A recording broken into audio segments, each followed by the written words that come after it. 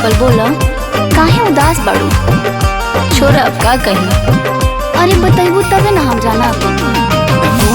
के कहीं से माथ जब झारा, अच्छा पाउडर क्रीम दिया सारा।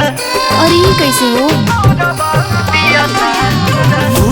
के कहीं से माथ जब झारा, पाउडर क्रीम दिया सारा। तबे नु हम जनानी का हो? तबे नु हम जनानी ससुरा में सैया बारा। तबे नु हम जनानी ए सखी सैया बारा। तबे नु हम जनानी। अच्छा तो ये बात बा।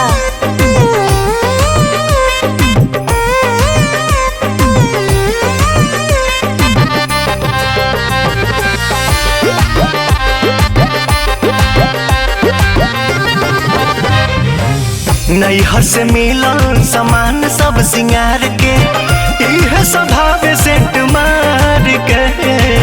फेरा में न रहे रोटी रोजगार के, घर ही घूमे लूंगी झार के।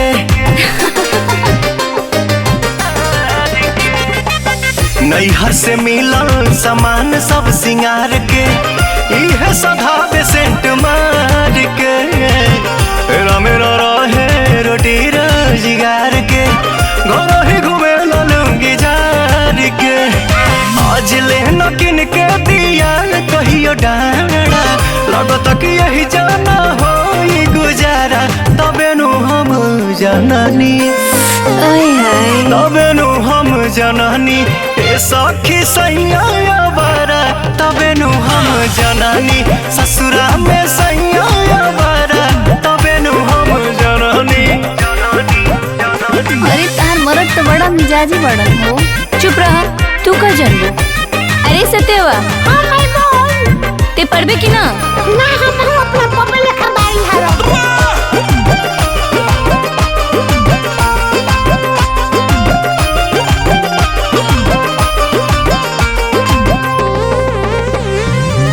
पूछला पकहे कि हाई बीए पास हो, खेलला बगीचे में तास हो।